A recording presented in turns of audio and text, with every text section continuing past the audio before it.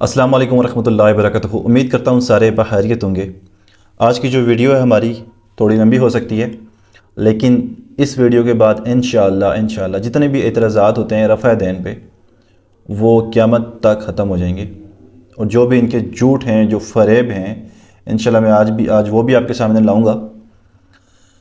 एक मुफ्ती हैं, I don't know Jhelum के हैं या चकवाल के हैं, मुफ्ती हसन रज़ा यल्दरम साहब हाफिज़ुल्लाह ताला। पिछले दिनों उन्होंने एक डिबेट की, एक मुनाजरा किया, एक डिबेट की। उस डिबेट में कुछ अली भाई के, इंजीनियर मोहम्मद अली मिर्ज़ा के कुछ स्टूडेंट्स थे जो उनके पास अपना रफ़ा दैन का मुकदमा लेके आए, और फिर उन्होंने उनको जवाबात दिए, और जवाबात में जो उन्होंने डंडियाँ मारी वो मैं आज यहाँ पे एक्सप्लेन करूँगा, उनका मैं रिप्लाई करूँगा बतौर अली भाई का स्टूडेंट। क्योंकि इसमें इन्होंने जो थंबनेल बनाया उसमें भी लिखा छोटे मिर्ज़ा, और फिर बार बार वहाँ भी रिपीट कर रहे थे छोटे मिर्ज़ा। पहली जो इन्होंने वहाँ पे दलील दी, जो पहले इतराज़ात थे इंजीनियर साहब के स्टूडेंट की तरफ से, उनके पास उनका रिसर्च पेपर था, और मेरी रिक्वेस्ट है इंजीनियर साहब के स्टूडेंट से भी कि आपके पास जो रिसर्च, जब आप रिसर्च करते हैं तो काइंडली उन अहादीस की रिसर्च कर लिया करें और उनके इतराज़ात की, क्योंकि ये वो इतराज़ात थे जो बेसिक थे यार। इन इतराज़ात के जवाबात अली भाई आज से 5-6 साल पहले दे चुके हैं, और अली भाई क्या, जो वो कोई भी ऐसा आलिम जो रफ़ा दैन करता है वो ये जवाबात दे चुका है, सिंपल। अच्छा, मेरी एक बात याद रखिएगा, उलमा कराम जब भी शेखुल हदीस, ये जो इन्होंने अपने आप को शेखुल हदीस बोला है, इस तरह के शेखुल हदीस जब भी कोई हदीस बयान करेंगे हदीस की किताब में से, तो अपने मर्ज़ी की हदीस निकालेंगे, आपको बाब का नाम नहीं बताएंगे। इन्होंने एक बार बाब का नाम बताया क्योंकि वो इनके हक़ में जा रहा था, ठीक है, इसलिए उन्होंने बाब का नाम बताया, लेकिन वो भी इनके अगेंस्ट है, इनके हक़ में नहीं है। मैं आगे एक्सप्लेन करूँगा। तो पहले तो ये आपको बाब नहीं बताएंगे। जो इमाम थे, जैसे इमाम अबू मुस्लिम हैं, इमाम बुखारी हैं, वो जब भी कोई अहादीस लेते थे, 3 से 4 हदीस नमाज के बारे में आ गई, वज़ू के बारे, गुस्ल में के बारे में आ गई, तो वो उसके ऊपर एक बाब बांधते हैं, ठीक है। उसके साथ वो फिर अहादीस लेके आते हैं ताकि समझने वाले के लिए आसानी हो जाए। इमाम मुस्लिम का मुकदमा है, इमाम मुस्लिम अपने मेरे पास पढ़ा हुआ है, बल्कि इमाम मुस्लिम का मुकदमा ये आप गूगल पे जाएं, वहाँ पे डाउनलोड करें और वहाँ पे जाके ये पढ़ सकते हैं। इसलिए इसको पढ़ें कि इसमें क्या लिखा हुआ है, एक बार यकीन करें, उसके बाद आपकी ज़िंदगी चेंज हो जाएगी। ये आप एक बार मुकदमा पढ़ लें। बहरहाल इसमें इमाम मुस्लिम लिखते हैं कि ये मैं आम इंसानों के लिए लिख रहा हूँ जिन लोगों को अहादीस की रावियों की पहचान नहीं होती, ये मैं किताब आम मुसलमानों के लिए लिख रहा हूँ। और ये हमें क्या कहते हैं कि डायरेक्ट कुरान हदीस नहीं पढ़ना। बहरहाल वो एक अलग टॉपिक है। तो इमाम मुस्लिम ने, इमाम बुखारी ने उन पे बाब बांधे हैं, और फिर वो जो अहादीस थी वो बड़ी आसान कर दी हैं आम लोगों के लिए। लेकिन मौलवियों की, उलमा कराइम की वही डंडियाँ, अपनी मर्ज़ी की हदीस ले ली, अपनी मर्ज़ी का दीन ले लिया। अच्छा जी, सबसे पहले इन्होंने एक हदीस पेश की, इमाम तिरमिज़ी की हदीस है 257, मेरे पास अभी ओपन है। आप ये वीडियो देख लें पहले, फिर इस पर बात करते हैं। ये हदीस नंबर क्या है जी? 257। क्या है? 257। इमाम तिरमिज़ी ने बाब कायम किया, बाब मा जा अन नबिय्या सल्लल्लाहु अलैहि वसल्लम लम यरफा इल्ला फी अव्वल मर्रतिन। इस बात का बाब के नबी पाक ने पहली मर्तबा रफ़ा दैन किया, दोबारा नहीं किया। हदीस क्या है? 257। क़ाल अब्दुल्लाह इब्न मसऊद अला उसल्ली बिकुम सलात रसूलिल्लाह। हज़रत अब्दुल्लाह इब्न मसऊद फरमाते हैं रज़ी अल्लाह तआला अन्हु कि मैं तुम्हें वो नमाज पढ़ के दिखाऊं जो मेरे नबी पाक पढ़ते थे। हज़रत अब्दुल्लाह इब्न मसऊद क्या फरमाते हैं? यहाँ बैठ जाए, मेरे को कुर्सी वगैरह दे दें यार, कुर्सी है यहाँ पे कोई? हाँ, कुर्सी दे दें, कुर्सी दे दें, आप सामने बैठ जाए। एक बात आपने याद रखनी है, इनको किसी ने बाद में मेहनत आना नहीं मारना। ये बच्चा सच्चा है, ठीक है, इसको तो जो बताया गया भाई नबी पाक की हदीस से शुरू, आप बैठ जाएं। हज़रत अब्दुल्लाह इब्न मसऊद फरमाते हैं, आप ठीक आवाज आ रही है? मैं तुम्हें वो नमाज पढ़ के दिखाता हूं जो मेरे नबी पढ़ते थे। मैं तुहानू वो नमाज पढ़ के दसना जिहड़ी सरकार पढ़दे सन। एक ऐसा क्या? हज़रत अब्दुल्लाह इब्न मसऊद रज़ी अल्लाह तआला जेड़े नबी पाक दे मुफ्ती साहबी ने, 8वें मुसलमान, यानी 8वें नंबर ते मुसलमान होए। कदों? 8वें नंबर ते मुसलमान होए, और उन्हें सारी जिंदगी सरकार की खिदमत की थी। सरकार नूं वुजू कराना, सरकार दी नालैन शरीफ चुक के रखनियां, सरकार दा तकिया चुकना, सारी जिंदगी नाल कड्डी। और हदीस विच आउंदा कि उन्हां नूं हुज़ूर अलैहि सल्लल्लाहु अलैहि वसल्लम ने ये इजाजत दी सी कि बगैर पुछे तू साडे घर आ सकदा। इतना वक्त सरकार नाल गुजरिया, सारी जिंदगी कड्डी। ओ फरमाने मैं तुहानूं ओ नमाज पढ़ के दसदा जेड़ी सरकार पढ़दे सन। फसल्ला फलम यरफा यदे इल्ला फी अव्वल मर्रतिन। उन्होंने नमाज पढ़ी और एक बारी रफ़ा दैन कीता, दोबारा ए पहला इब्तिदार आउंदा है। ए जामे तिरमिज़ी कौन सी है जी? असली इंजीनियर मोहम्मद अली मिर्ज़ा साहब के सामने पई हुंदी है, ए किताब ए सारियां पई हुंदी है। इस जामे तिरमिज़ी है हदीस नंबर 257। 7 صحابی دا عمل دسیا کہ صحابہ کرام کیا کرتے سن، انہاں آکھے جی رفع یدین حضور نے صحابی نہیں کیتا. ویڈیو آپ نے دیکھ لی. اچھا یہ حدیث بھی یہ پوری بیان نہ کر سکے وہاں پہ، اور میں نے کہا تھا یہ ایک جگہ پہ انہوں نے اپنا باب جو ہے وہ بیان کیا ہے، یہاں پہ انہوں نے اپنا باب بیان کیا ہے امام ترمذی کا، کیونکہ یہاں پہ لکھا ہوا تھا کہ صرف پہلی بار رفع دین کرنا. حالانکہ انہیں نہیں پتا کہ جو بیچ میں احادیث آئی ہیں، اور سب سے بڑی حدیث 256 انہی کے اگینسٹ ہے جو میں بھی ایکسپلین کرنے والا ہوں. لیکن اس سے پہلے 257 پہ ایک نظر ڈال لیتے ہیں. اس میں جو پوائنٹ نمبر 3 ہمارے پاس آتا ہے وہ آتا ہے صحابہ کرام اور تابعین میں سے بہت سے اہل علم یہی کہتے ہیں کہ یہی سفیان ثوری اور اہل کوفہ کا قول ہے. صحابہ کرام نام نہیں آیا، تابعین نام نہیں آیا، اور یہ جو یہاں پہ لفظ ہے سفیان ثوری، یہ یاد رکھیے گا. یہ میں آپ کو آگے حدیث کے لفظوں میں سمجھاؤں گا، یہ آپ نے یاد رکھنا ہے. اور میں کوشش کروں گا کہ میں انسٹیڈ کے علماء کرام کے وہ مشکل ترین الفاظ جو عوام پبلک کو سمجھ نہیں آتے، ان کی بجائے آسان الفاظوں میں آپ کو یہ مقدمہ سمجھا سکوں تاکہ آپ کو سمجھ آئے. اور جہاں پہ کوئی حدیث کی ایسی ٹرم آئے گی میں وہ آپ کو ایکسپلین کر دوں گا. تو مولوی صاحب نے یہ کیا کہ مولوی صاحب نے حافظ اللہ تعالیٰ مفتی حسن رضا یلدڑم صاحب نے یہاں پہ حدیث پیش کی 257، اور ان کو زحمت نہیں ہوئی کہ یہ باب، جب انہوں نے باب کا نام بتا دیا تو 256 بھی پڑھ لیں. اور انہوں نے اپنے یوٹیوب پہ پھر پرنٹ بھی کیا ہے، وہ چیز باب پرنٹ کیا ہے، 256 سکپ کر دی، 257 پہ چلے گئے. 256 میں کم سے کم 13 اصحاب سے یہ حدیث آئی ہے، اور میں آپ کو اصحاب کے نام بتا دیتا ہوں. اس باب میں عمر، علی، وائل بن حجر، مالک بن حویرث، انس، ابو ہریرہ، ابو حمید، ابو اسید، سہل بن سعد، محمد بن مسلمہ، ابو قتادہ، ابو موسیٰ اشعری، جابر، عمیر لیثی رضی اللہ عنہ سے بھی حدیث آئی ہے. اور یہی صحابہ کرام میں سے بعض اہل علم جن میں ابن عمر، جابر بن عبداللہ، ابو ہریرہ، انس، ابن عباس، عبداللہ بن زبیر رضی اللہ عنہ وغیرہ وغیرہ شامل ہیں. اس کے بعد انہوں نے تابعین کا ذکر کیا جس میں حسن بصری، عطا، طاؤس، مجاہد، نافع، اور اس کے بعد انہوں نے یہاں پہ ایک نام میں لیتا ہوں، انہوں نے یہاں پہ ذکر کیا یہی مالک. اور یہ سارے امام مالک پہ جھوٹ باندھتے ہیں کہ وہ رفع دین کے اگینسٹ تھے، حالانکہ اس حدیث میں ان کا ذکر ہے. میں اسکرین شاٹ ایڈ کروں گا، آپ نے یہ ریڈ کرنی ہے ساری. اور اس کے بعد یہ لکھتے ہیں کہ عبداللہ بن مبارک کہتے ہیں جو اپنے دونوں ہاتھ اٹھاتے ہیں ان کی حدیث دلیل صحیح ہے اور عبداللہ بن مسعود کی حدیث نبی پاک صلی اللہ علیہ وسلم سے صرف پہلی مرتبہ ہاتھ اٹھانے والی ثابت نہیں ہے. اب بنتا تو یہ ہے کہ اس مقدمے کو ہم یہاں ہی بند کرتے ہیں، کیونکہ مفتی صاحب نے پہلی حدیث بتائی اور وہ حدیث ثابت ہی نہیں ہے. اب یہاں پہ ایک سوال بنتا ہے کہ عبداللہ بن مبارک سے آپ حدیث لے رہے ہو، عبداللہ بن مسعود سے نہیں لے رہے. اور یہ انہوں نے بھی کہا یہاں پہ ویڈیو میں، انہوں نے حضرت مالک بن حویرث کو کمپیئر کیا ان کے ساتھ. سر ہم حدیث لیں گے، ثابت تو کریں. بالکل لیں گے، آپ ثابت تو کریں، ثابت نہیں کر سکے. اور عبداللہ بن مبارک کون تھے ان کے بارے میں آپ کو بتا دوں. عبداللہ بن مبارک امام ابو حنیفہ رحمۃ اللہ علیہ کے اسٹوڈنٹ تھے. اور امام مسلم کے ساتھ عبداللہ بن مبارک ایسے امام ہیں جن پہ ایک سنگل الفاظ بھی جرح کا نہیں ہے. اور ایک جگہ پہ آتا ہے، میں آپ کو بھی پڑھ کے سنا دیتا ہوں.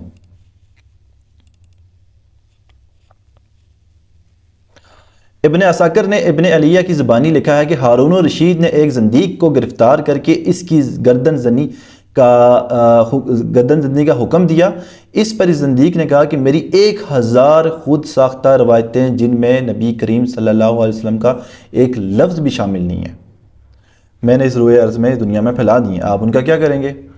تو ہارون رشید نے کہا کہ اے دشمن خدا، یقین کر لے کہ تیری پیش کردہ روایات کے ایک حرف کی ابو اسحاق اور عبداللہ بن مبارک تحقیق کریں گے اور باہر پھینک دیں گے. تو عبداللہ بن مبارک کا یہ مقام ہے. اب اس سارے معاملے کو میں آپ کو تھوڑا دلائل سے بھی سمجھا دیتا ہوں اس حدیث کو، تاکہ کوئی بات ایسی رہے نہ جس پہ یہ لوگ اعتراض کریں. میں نے ایک نام لیا تھا شروع میں، سفیان ثوری، اور میں نے کہا تھا آپ نے یہ یاد رکھنا ہے نام. بیسیکلی اس حدیث میں یعنی کہ 257 میں جو مدلس ہیں وہ سفیان ثوری ہیں. ٹھیک ہے، اب مدلس کیا ہوتا ہے؟ مدلس بیسیکلی مدلس تدلیس، یہ کیا ہوتا ہے؟ میں اپنے استاد سے ایک بات سنوں اور پھر میں اپنے شاگرد کو وہ بات بتا دوں اور وہ اپنے شاگرد کو وہ بات بتا دے. مثال دے رہا ہوں دنیاوی. اب جو آخری شاگرد جس نے بات سنی ہے، جب وہ آگے روایت کرے گا تو وہ بیچ میں سے کسی استاد کو سکپ کر دے ڈائریکٹ بڑے استاد تک پہنچنے کے لیے، اور اس ٹائم جو راوی تھے وہ نبی پاک تک پہنچنے کے لیے کرتے تھے.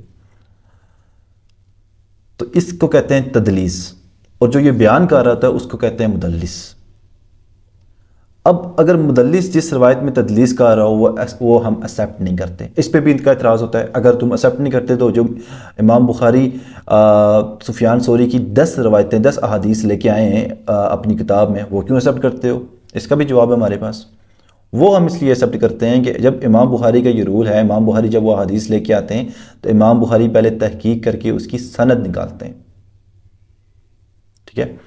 اگر مدلس تدلیس کرے اور اس کی سما کی تصریح موجود نہ ہو تو پھر وہ ایکسیپٹ نہیں کرتے ہیں. اگر سما کی تصریح ہمیں مل جاتی ہے تو پھر وہ حدیث ہم ایکسیپٹ کر لیتے ہیں. ٹھیک ہے؟ تو یہ جواب ہے اس کا. اب جو لوگ سفیان ثوری کی تدلیس کو نہیں مانتے ان کے لیے ایک علی بھائی کی زبان میں پکی ہے حدیث، مشکات کی حدیث ہے 4902. میں اٹیچ کر دوں گا، آپ پڑھ لیجئے گا. میں اس کا کم لفظوں میں مفہوم بتا دیتا ہوں. نبی پاک صلی اللہ علیہ وسلم نے فرمایا کہ جو تمہیں اپنے نسب پہ فخر کرے اسے چاہیے کہ وہ اپنے باپ کا ٹیچ کاٹ کے اپنے منہ میں رکھ لے، اور یہ بات کنایا سے نہ کرو، ڈائریکٹ کرو. اس حدیث میں حسن بصری مدلس ہے اور اس میں سما کی تصریح موجود نہیں ہے، تو وہ حدیث ضعیف کہلاتی ہے. اس حدیث کو ایکسیپٹ نہیں کرتے. اگر آپ یہاں پہ سفیان ثوری کی تدلیس کو نہیں مانتے تو پھر ادھر حسن بصری کی بھی تدلیس کو نہ مان کے وہ حدیث بھی ایکسیپٹ کرو اور جاؤ ایمان سے. کیونکہ ہمارے نبی کے بارے میں آتا ہے کہ آپ میں تو ایک کنواری لڑکی سے زیادہ شرم و حیا تھی، اور یہ جو الفاظ ہیں اس حدیث کے یہ نبی کی زبان پہ آ نہیں سکتے ہمارے نبی پہ. تو مانے اس حدیث کو. اس طرح کی 3-4 ایگزامپل اور بھی ہیں لیکن فی الحال ٹائم نہیں ہے. تو اس حدیث کو مانیں اور ہاتھ دھوئیں ایمان سے اپنے. تو 257 حدیث کا مقدمہ میرے خیال سے کلیئر ہو چکا ہے. یہاں پہ آگے چلتے ہیں، اور یہ حدیث آگے ابو داؤد میں بھی آتی ہے، لیکن جہاں پہ انہوں نے یہ بتائی ہے میں اس کو ورڈ ٹو ورڈ ایکسپلین کروں گا.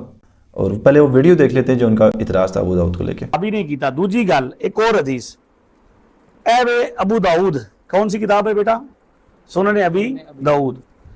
اس میں حدیث نمبر ہے 749. کیا نمبر ہے؟ 749. اردو میں کہتے ہیں اور انگریزی میں کیا کہتے ہیں؟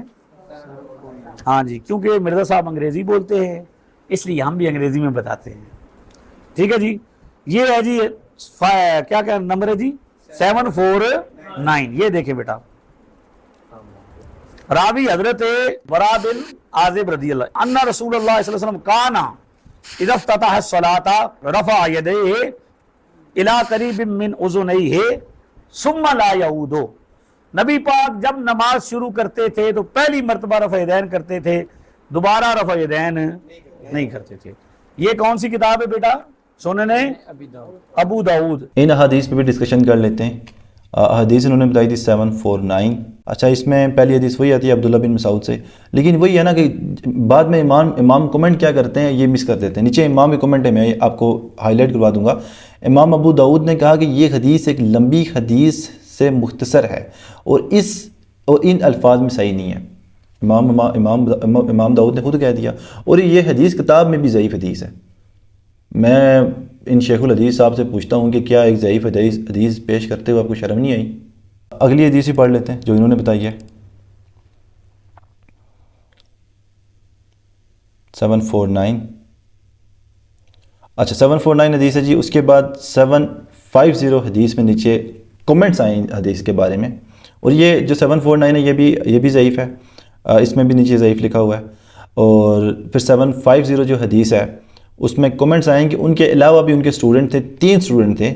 امام ابو داؤد نے کہا کہ اس حدیث کو حشیم خالد اور ابن ادریس نے یزید سے روایت کیا، مگر ان حضرات نے لا یعود یعنی کہ دوبارہ ہاتھ نہ اٹھائی، دوبارہ رفع دین نہ کیا، یہ لفظ روایت نہیں کیے. اور اس کے بعد انہوں نے یہ حدیث، تینوں حدیثیں صحیح لکھی ہیں. تو مفتی صاحب آپ ڈیبیٹ میں ضعیف حدیثیں پیش کرتے رہیں اور پھر آپ کہتے رہیں میں اللہ کو حاضر ناظر جان کے میں قرآن ہی اللہ کی قسم اپنے وہاں پہ اٹھائیے. میں ترجمہ غلط نہیں کر رہا، ترجمہ غلط نہیں کر رہا، آپ نے پوری حدیثیں ہی ضعیف بتا دی ہیں. آپ نے تو حدیثوں کے ساتھ ہی بہرحال دو یہ میں نے ان کے جو اشکال تو نہیں تھے، یہ ایک من گڑت میں سے کہوں گا کہ اعتراضات تھے، یہ میں نے کلیئر کر دیے ہیں. آگے چلتے ہیں. جو ان کے آگے انہوں نے ایک گھوڑوں کی دموں والی وہ ایک مشہور دنیا میں ابھی مجھے لگا تھا کہ یہ بھی حدیث پیش کریں گے کہ منافقین جو تھے وہ بت رکھ کے آتے تھے تو اس لیے منع کیا گیا تھا، لیکن وہ حدیث انہوں نے پیش نہیں کی کیونکہ وہ ہے ہی نہیں، جھوٹی روایت ہے، کسی ضعیف کتاب میں بھی نہیں ہے. تو آگے چلتے ہیں اس کے بعد. اور اس کے بعد ان کا اگلا اعتراض اگلا اعتراض جو ان کا تھا وہ بیسیکلی تھا سنن نسائی 1185 1186 میں. اور انہوں نے یہ اعتراض کیا تھا کہ یہ جو احادیث ہیں گھوڑوں کی دم والی، یہ نبی پاک نے رفع دین کے بارے میں فرمایا تھا.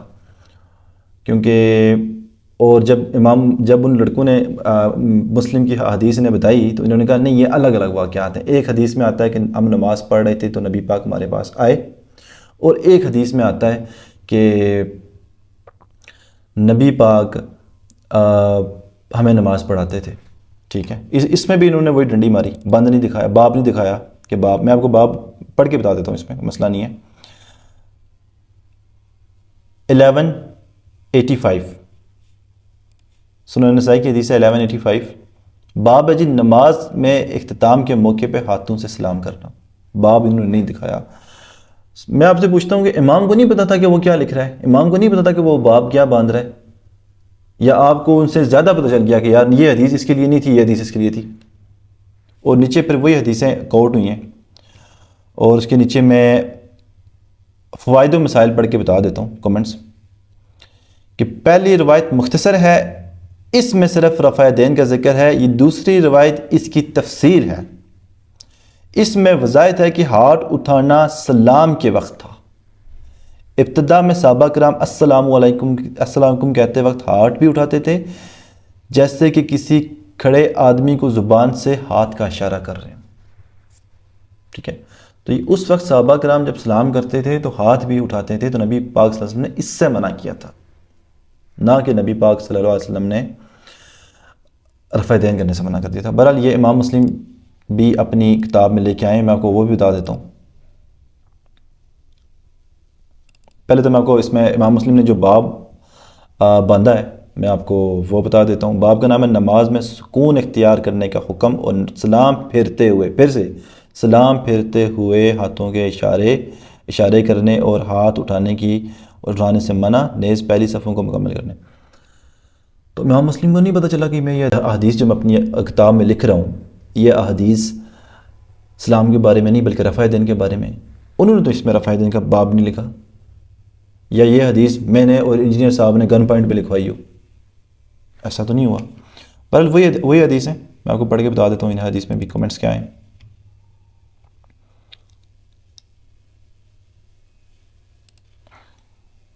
یہ 4 حدیثیں میں اس کے اسکرین شاٹ ایڈ کر رہا ہوں اسکرین پہ، کائنڈلی پڑھیں اور پڑھ کے خود فیصلہ کریں کہ مولوی کتنی بڑی ڈنڈی مارتے ہیں.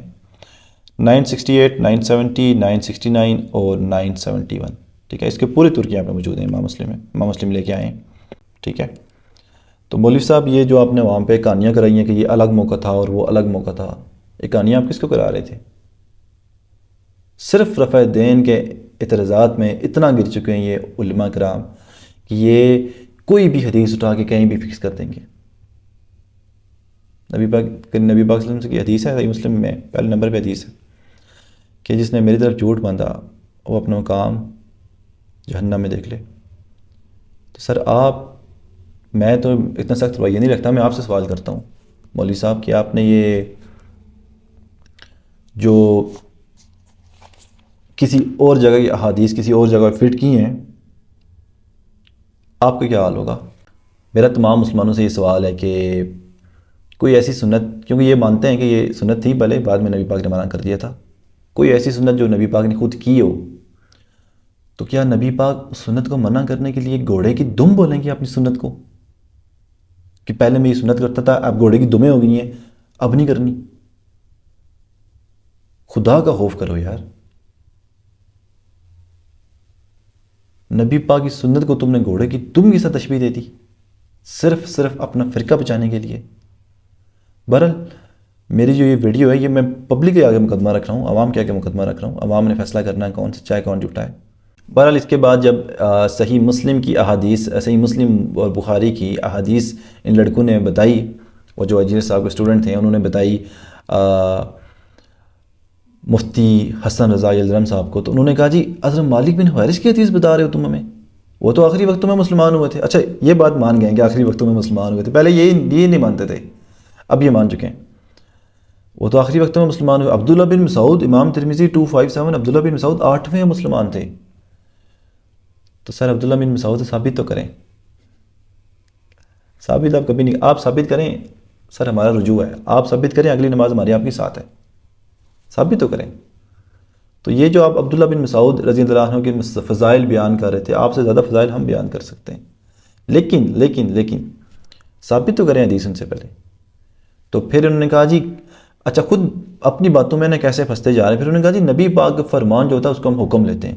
میں چیلنج کرتا ہوں جی، قیامت تک چیلنج ہے، پتہ نہیں کون سا چیلنج ہے، کوئی ایک بندہ آگے نا مجھے نبی پاک کا فرمان بتا دے. آپ نے سب سے پوچھنا ہے. میں آپ کو کہہ رہا ہوں پوری حدیث کی جتنی کتابیں ہیں، سیاستہ ہو یا سیاستہ کے علاوہ جتنی کتابیں ہیں، پوری حدیث کی کتابوں میں ایک حدیث بھی ایسی موجود نہیں ہے، ضعیف حدیث بھی موجود نہیں ہے جس میں حضور علیہ السلام نے یہ حکم دیا ہو کہ رفع یدین کرو. کیا کیا ہو؟ حضور نے حکم دیا ہو کہ رفع یدین کرو. تو بتا دیتے ہیں پھر نبی پاک کا فرمان آپ کو. نماز ویسے پڑھنا جیسے مجھے پڑھتے ہوئے دیکھا، اس کو آپ کیا لیں گے؟ کسی بھی عام مسلمان سے میں ایک سوال کرتا ہوں کہ نبی پاک صلی اللہ علیہ وسلم اگر یہ فرما دیں کہ نماز ویسے پڑھنا جیسے تم نے مجھے پڑھتے ہوئے دیکھا، تو پھر تم نماز اس کو حکم لوگے یا جسٹ بس کول تھا، کیا لوگے اس کو؟ آپ جو اتنی بڑی داڑھی رکھی ہوئی ہے آپ نے مولانا صاحب، وہ کیوں رکھی ہوئی ہے؟ نبی پاک کا فرمان تھا نا کہ داڑیاں بڑی کرو، مجھے پست کرو. تو یہاں پہ تو نبی پاک خود کہہ رہے ہیں کہ نماز ویسے پڑھنی ہے جیسے تم نے مجھے پڑھتے ہوئے دیکھا ہے. تو صحیح مسلم، صحیح بخاری کی یہ لیں، اسے احادیث لے لیں، پڑھ لیں، اور پھر مالک بن حویرث سے ہی نماز کا طریقہ بھی سن لیں. کہاں جائیں گے، کہاں بھاگ کے جائیں گے آپ؟ رفع یدین کے اعتراض میں آپ نے حدیث سے مخالفت کر دی، حدیث آپ نے توڑ دی، کہاں کی حدیث آپ نے کہاں لگا دی. تو میرے خیال سے جتنے بھی ان کے اعتراضات، 3 اعتراضات ہیں ان کے. اوورال پہلا اعتراض تھا ان کا ترمذی 257 کلیئر ہو گیا آپ لوگوں کو، ابو داؤد کلیئر ہو گیا آپ کو، امام مسلم کا کلیئر ہو گیا آپ کو. اس کے بعد انہوں نے کہا فرمان بتاؤ جی، حکم بتاؤ. میں نے حکم بتا دیا نبی پاک کا، کلیئر ہو گیا. پھر انہوں نے کہا جی عبداللہ بن مسعود اور عبداللہ بن حویرث کو انہوں نے مالک بن حویرث کو انہوں نے کمپیئر کیا. تو میں نے وہ بھی بتا دیا کہ بھائی ٹھیک ہے ہم مانتے ہیں وہ افضل ہیں، لیکن ان سے حدیث ثابت کرو پہلے. فضائل بیان کرنے، یہ بیسیکلی ان کا نا یہ ان کی یہ اسٹریٹجی ہوتی ہے کہ اس طرح سے عوام کو مینوپولیٹ کر کے عربی میں بول کے اور لوگوں کو مشکل الفاظ بتا کے لوگوں کو گمراہ کرنا، یہ ان کا بیسیکلی ایک اسٹریٹجی ہوتی ہے. میں اتنا کوئی قابل نہیں ہوں، مجھے زبان کا بھی مسئلہ ہے اور اسی بات ہے، اور کچھ پروننسیشن بھی مجھ سے غلط ہوتی ہے، لیکن میں نے انشاءاللہ میں یہ سمجھتا ہوں اللہ کو حاضر ناظر جان کے، اور میں یہ ویڈیو اس لیے بنا رہا ہوں کہ میں قیامت والے دن نبی پاک کو اپنا چہرہ دکھا سکوں، انہیں بتا سکوں کہ میں نے آپ کی سنت کا مقدمہ لڑا تھا، لوگوں کو سمجھایا تھا. آگے سمجھنا آپ کی بات ہے. آج اگر یہ لوگ یہ چیز ثابت کر دیں کہ رفع یدین نبی پاک نے منع کر دیا تھا، حدیث سے ثابت کر دیں، نبی پاک ثابت کر دیں، تو سر ہمارا رجوع ہے، اگلی نمازیں ہماری ان کے ساتھ ہیں، ان جیسی نمازیں ہماری. لیکن اگر نہیں کر سکتے تو عام پبلک سے میرا سوال ہے ان کے پیچھے لگ کے اپنی آخرت برباد نہ کریں. تمام تر ان کی جو اشکالات تھے عبداللہ بن مسعود والے، مالک بن حویرث والے، یا اس سے اوپر جتنے تھے، وہ میں نے سارے کے سارے اعتراضات تھے، من گھڑت اعتراضات، وہ میں نے کلیئر کر دیے اس ویڈیو میں. امید کرتا ہوں یہ ویڈیو دیکھنے کے بعد اگلی نماز آپ رفع یدین کے ساتھ پڑھیں گے. انشاءاللہ میں ایک اور ویڈیو بناؤں گا جس میں بیسیکلی میں اس لیے نہیں بنا سکا کہ یہ ویڈیو بہت بڑی ہو چکی ہے آلریڈی. ایک اور ویڈیو میں بناؤں گا جس میں میں رفع یدین کے حق میں جو پراپر احادیث ہیں، ایون کہ اگلی ویڈیو میں انشاءاللہ 30 سال بعد تک بھی رفع دین ثابت کروں گا، جو یہ اکثر لوگ کہتے ہیں کہ بعد میں بھی یہ ہو گیا تھا وہ ہو گیا تھا، ایسا نہیں تھا۔ اور یہ میں ساتھ میں یہ بتاتا چلوں کہ یہ مالک بن حویرث والی جو احادیث ہے، یہ احادیث نبی پاک کی آخری دنوں کی حدیث ہے۔ تو جو لوگ یہ کہتے ہیں کہ منع ہو گیا تھا، کب منع ہوا تھا؟ آخری دنوں میں تو وہ رفع دین کرتے تھے، اور یہ مفتی صاحب خود اس چیز کو ایکسیپٹ کر چکے، اور ان کے علاوہ کئی مفتی صاحب مفتیان کرام اس چیز کو ایکسیپٹ کر چکے ہیں کہ حضرت مالک بن حویرث تو آخری وقتوں میں مسلمان ہوئے تھے، اور عبداللہ بن مسعود ترمذی کی حدیث صحیح ثابت کرنے کے لیے انہوں نے ہمارا یہ مقدمہ پہلے ہی مانا ہوا ہے کہ عبداللہ مالک بن حویرث آخری وقتوں میں مسلمان ہوئے تھے، اور یہ عبداللہ بن مسعود شروع کی صحابت ہے۔ تو تمام تر اعتراضات میرے خیال سے ختم ہو چکے ہیں اس ویڈیو کے بعد، اور مفتی یلدرم صاحب آپ کاش ہمارے سامنے بیٹھ جاتے، نہیں بیٹھے، آپ بیٹھتے تو پھر ہم آپ سے ایک ڈفرینٹ طریقے سے بات کرتے، حدیث آپ کے کتابیں آگے رکھتے اور پڑھواتے آپ سے بھی کہ پڑھیں، جیسے آپ ان بچوں کو پڑھا رہے تھے نا، پڑھو یہ ترجمہ، ہم بھی آپ سے کہتے کہ پڑھیے باپ کا نام، پڑھیے ترجمہ، اور بتا عوام کو کہ کتنی بڑی خیانت کی ہے تم نے حدیث میں، خود کو شیخ الحدیث کہہ کے۔ امید کرتا ہوں ساری باتیں کلیئر ہو گئی ہیں، اپنا خیال رکھیے گا، ملتے ہیں کسی اور ویڈیو میں، اللہ حافظ، تھینک یو۔